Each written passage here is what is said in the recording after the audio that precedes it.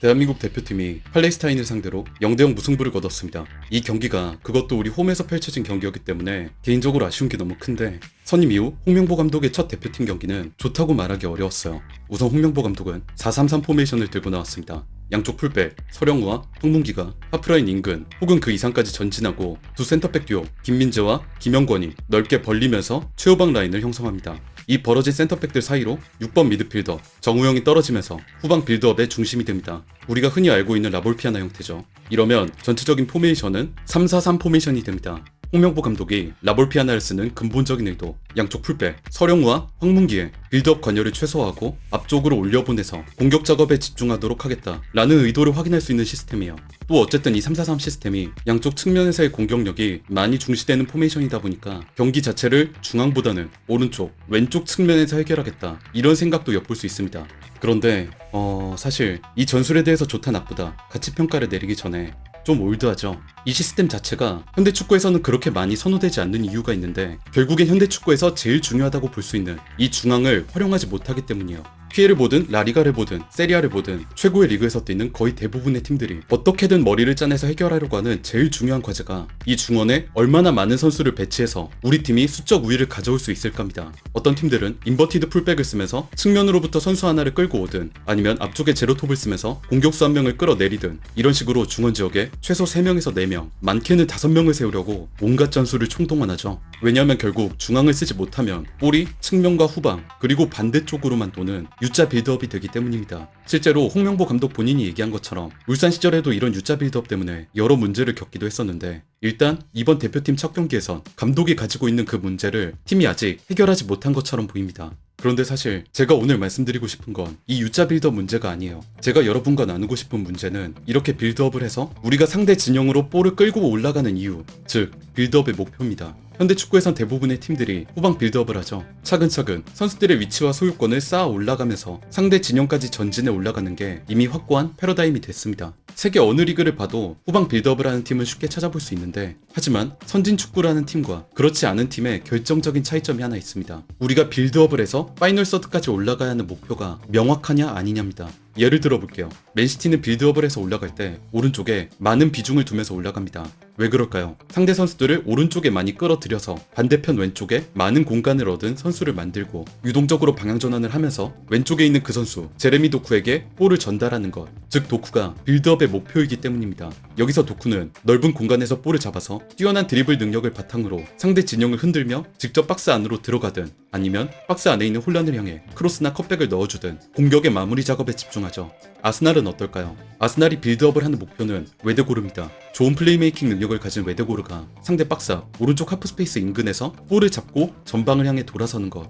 그리고 다른 동료들이 웨데고르의 침투 패스를 받기 위해서 박스 안으로 파고드는 것, 왼발잡이인 웨데고르가 동료들을 앞쪽에 둔 채 오른쪽 하프스페이스로부터 창의적인 키패스를 넣어줄 수 있는 환경을 만들어주는 게 아스날이 빌드업을 하는 목표예요. 실제로 웨데고르는 이 오른쪽 하프스페이스에서 볼을 잡으면 박스 안으로 침투하는 동료들을 향해서 스루 패스나 크로스를 넘겨주곤 했고 그 결과 지난 23-24 시즌 어시스트 기대값 순위에서 프리미어리그 전체 1위, 경기당 키패스 2.9개로 리그 2위를 차지했죠. 맨시티와 아스날의 예만 들었지만 우리가 강팀이라 부르는 팀들은 대부분 자기들이 빌드업을 하는 목표가 명확하게 있는 경우가 많아요. 파이널 서드까지 볼을 끌고 올라가기만 하면 끝, 나머지는 알아서 해라, 이게 아니라 그 파이널 서드 안에서도 감독이 확실한 우선순위를 정해주는 겁니다. 이 빌드업의 목표가 명확히 서 있는 팀과 그렇지 않은 팀은 그 차이가 너무 명확해요. 빌드업의 목표가 있는 팀은 팀이 파이널 서드까지 올라가면 플레이가 더 체계적으로 변합니다. 감독이 주문한 우선순위가 있기 때문에 선수들이 자신이 맡아야 하는 역할, 있어야 하는 공간을 명확히 알고 정해진 동선대로 움직임을 가져갑니다. 반대로 빌드업의 목표가 없는 팀은 파이널 서드까지 올라가면 분명 자기들이 공격을 하고 있는 팀인데 본인들이 더 혼란에 빠집니다. 이 공격 작업의 중심이 누구지? 누가 이 작업을 이끌어가고 있는 거지? 이런 우선순위가 정해져 있지 않기 때문에 무의미하게 패스만 돌리다가 상대에게 볼을 뺏기고 역습을 당하거나 아니면 우리가 소위 얘기하는 일단 박스 안으로 볼을 붙여주는 플레이, 즉 효율성이 낮은 측면 크로스를 선택하게 되죠. 제가 오늘 여러분과 얘기하고 싶고 나누고 싶은 문제, 우리 대표팀의 경기를 보면서 좀 걱정되는 부분이 이 빌드업의 목표가 제대로 설정되지 않은 것 같다는 부분이에요.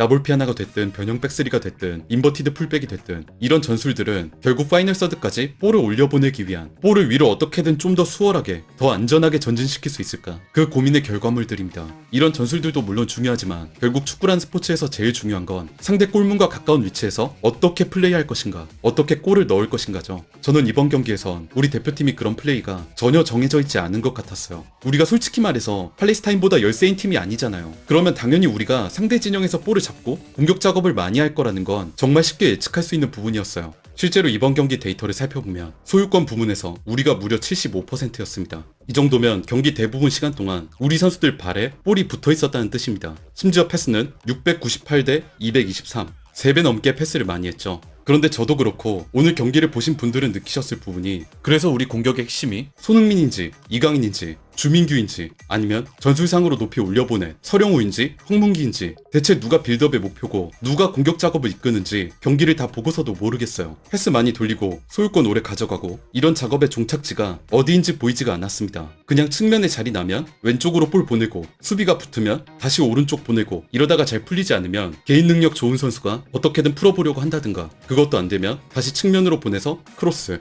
이런 장면들이 지속적으로 나오는 건 파이널 서드에서의 가이드가 잡혀있지 않아서라고 생각합니다. 빌드업의 목표, 공격의 핵심을 정해준다는 게 나머지 선수들이 그 선수보다 못하다는 얘기가 절대 아닙니다. 그 선수만의 장점이 있는데 그 장점이 우리 축구를 하기에 매우 효율적이니까, 효과적인 퍼즐이니까 그 선수를 중심으로 놓는 거예요. 레알에서 비니시우스를 공격 핵심, 빌드업의 종착지로 놓는 이유가 비니시우스 외엔 나머지 선수들이 공격을 못해서인가요? 비니시우스의 장점이 팀 전술에 가장 정확하게 들어맞기 때문에 그를 목표로 놓는 겁니다. 도쿠 외엔 다른 맨시티 선수들이 다 공격 능력이 없나요? 그게 아니라 도쿠가 가진 드리블 능력, 저돌적인 박스 진입 능력이 과르디올라가 생각하는 전술 오버로드 투 아이솔레이션에 들어맞으니까 그를 종착지로 놓고 빌드업을 하는 거죠. 지금 어쨌든 첫 경기인 점은 감안해야겠지만 전체적인 시스템도 그렇고 어쨌든 그 안에서도 아쉬운 플레이를 보여준 선수들 개개인도 그렇고 대한민국 축구팬 중 한 사람으로선 뭐랄까요, 마음이 좀 무거워지는 그런 경기였다고 생각합니다.